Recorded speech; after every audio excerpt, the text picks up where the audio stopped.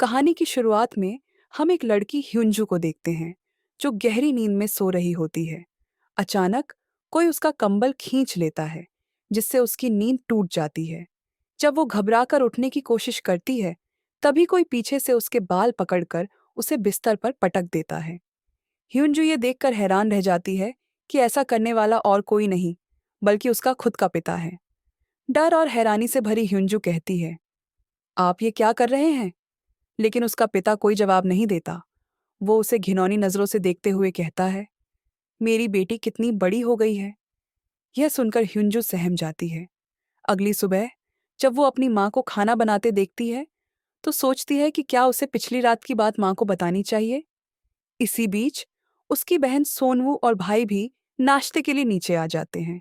तभी उनके पिता भी आकर मेज पर बैठ जाते हैं और ऐसा बर्ताव करते हैं जैसे कुछ हुआ ही ना हो।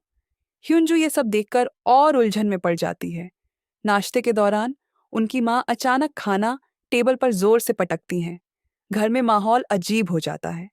उनकी माँ खाना खाने लगती हैं, लेकिन उनका तरीका ऐसा था जैसे उन्होंने कई दिनों से कुछ खाया ही ना हो। उनकी अजीब हरकतों से बच्चे डरने लगते हैं। ह्युंजू का भाई एक निवाला छकता है और कहता है, खाने में बहुत ज्यादा नमक है। लेकिन उनकी माँ वही खाना पागलों की तरह खाने लगती हैं और फिर अपना खाया हुआ खाना बेटे को खिलाने की कोशिश करती है। जब बेटा मना करता है तो वह पिता की तरफ मदद की उम्मीद से देखता है। पिता उसे शांत रहते हुए कहते हैं, अगर नहीं खाना है तो मत खाओ। यह सुनकर माँ गुस्से से भर जाती हैं और प्लेटें जमीन पर फेंक देती हैं। बच्चे डरकर सहम जाते हैं। माँ चीखते हुए कहती हैं, जो भी मैं बनाती हूँ चुपचाप खा लिया करो। फिर वो जोर से चिल्लाने लगती है।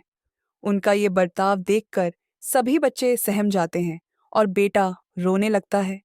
अब सवाल ये उठता है कि आखिर इस परिवार के साथ ये सब क्या हो रहा है। दरअसल जब से वे लोग नए घर में शिफ्ट हुए हैं, उनके साथ अजीब अजीब सी घटनाएं हो रही हैं। उनके पिता हर रात अपनी बेटी के कमरे में जाकर अजीबोगरीब हरकतें करते हैं। फिर एक दिन जब सोनवू नहा रही होती है तो उसे महसूस होता है कि कोई उसके पास आकर खड़ा हो गया है। जब वह शीशा साफ करती है तो डर जाती है क्योंकि उसकी बहन उसे डराने की कोशिश करती है।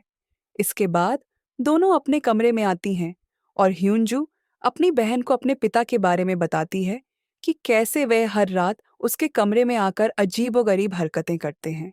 यह सुनकर सोनवू हैरान रह जाती है कि उनके पिता ऐसा कैसे कर सकते हैं। तभी उनके पिता वहां आ जाते हैं और उनकी बातचीत सुन लेते हैं। इसके बाद वह गुस्से में आकर एक चाकू उठाते हैं और उन पर हमला करने की कोशिश करते हैं। लेकिन सोनवू उन्हें धक्का देकर अपनी बहन के साथ वहां से भाग जाती है। अचानक उनके पिता फिर से उनके सामने आ जाते हैं और सोनवू के बाल पकड़कर उसे नीचे फेंक देते हैं। वे सीढ़ियों से गिरकर बेहोश हो जाती है। डरी हुई ह्युंजू वहां से भागकर एक जगह छुप जाती है, लेकिन उनके पिता उसे ढूंढने के लिए एक हथौड़ा लेकर निकल पड़ते हैं। दूसरी तरफ सोनवू को होश आ जाता है और वह अपनी बहन को ढूंढने लगती है। लेकिन जैसे ही वह पीछे मुड़कर देखती है, उसके पिता हथौड़ा लेकर उसके सामने खड़े होते हैं। वह उस पर हमला करने ही वाले होते हैं कि तभी ह्युंजू जोर से चिल्लाती है। ह्युंजू एक बैट से अपने पिता को जोर से मारती है, लेकिन उनके पिता को कुछ नहीं होता। गुस्से में वह उस पर भी हथौड़े से हमला करने की कोशिश करते हैं। तभी नीचे से उनके असली पिता ऊपर आते दिखते हैं। यह देखकर उनका भेषधारी दुश्मन हथौड़ा फेंककर दूसरे कमरे में भाग जाता है। उनके असली पिता ऊपर आकर अपनी बेटियों को देखते हैं, जो डर के कारण पीछे हट रही होती हैं। उनके पिता कमरे के दरवाजे पर बने एक बड़े से छेद को देखते हुए पूछते हैं, क्या तुम दोनों यहाँ लड़ाई कर रही थी? लेकिन वे दोनों कोई जवाब नहीं देती। तभी उनका भाई वहां आता है और वे दोनों बहनें उससे वहां से भागने को कहती हैं। इतने में उनकी माँ अचानक हथौड़ा उठाती है और अपने पति पर हमला कर देती है। उनके पिता उसे रोकने की कोशिश करते हैं, लेकिन वह उन्हें धक्का देकर गिरा देती है। इसके बाद उनकी माँ डरावनी मुस्कान देती है और टूटे हुए कांच पर पैर रखते हुए अपने कमरे में चली जाती है।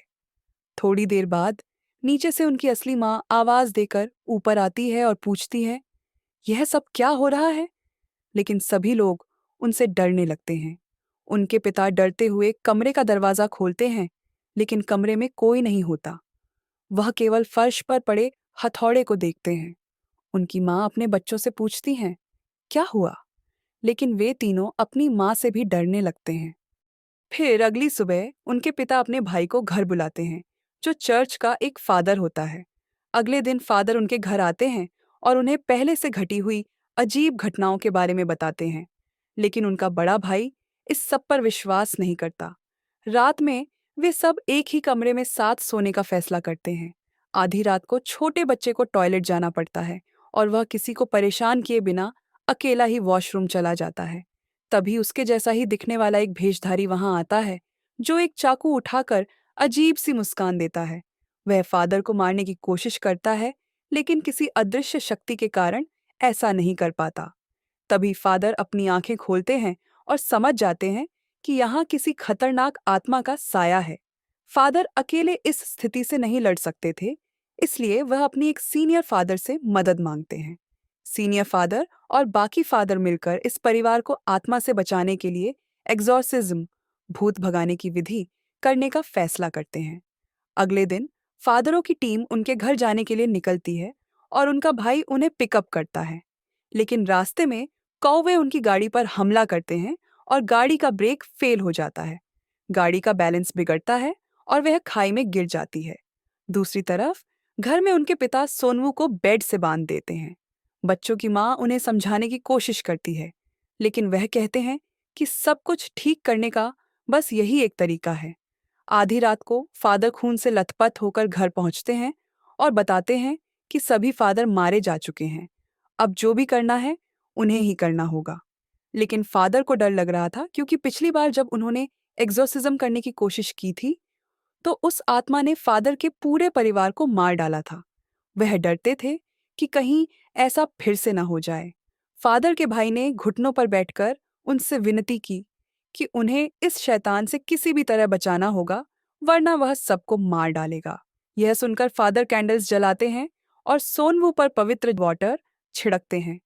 सोनवू चीखने लगती है और समझ नहीं पाती कि उसके साथ क्या हो रहा है। फिर फादर उसके सीने पर एक क्रॉस रख देते हैं और उसे एक छड़ी से मारना शुरू कर देते हैं। सोनवू दर्द से चिल्लाने लगती है और रोते हुए पूछती है कि वे उसके साथ ऐसा क्यों कर रहे हैं। तभी फादर अपने भाई से पूछते हैं, क्या तुम अभी भी इसे जारी रखना चाहते हो? इस पर उसका भाई अपनी बेटी का पैर कसकर पकड़ लेता है ताकि वह हिल न सके। फादर अलग अलग छड़ियों से उसे मारते रहते हैं। सोनवू दर्द के कारण बेहोश हो जाती है। उधर जहां गाड़ी का एक्सीडेंट हुआ था, वहां पुलिस पहुंचती है। पुलिस को पता चलता है कि फादरों के साथ उसका भाई भी बेहोश पड़ा हुआ है। इसका मतलब यह था कि घर में जो आदमी मौजूद है वह उसका भाई नहीं, बल्कि खुद शैतान है, जो लगातार सोनवू को पीट रहा था।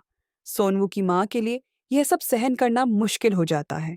वह फादर को रोकने की कोशिश करती है और अपने पति से कहती है, ऐसा करने से तो अच्छा है कि हम सब एक साथ मर जाएं।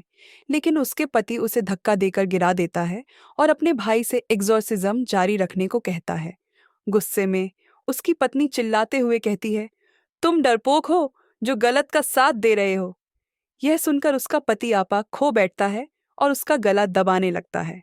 खुद को बचाने के लिए वह पास पड़ी कांच की गिलास उठाकर पति के सिर पर दे मारती है।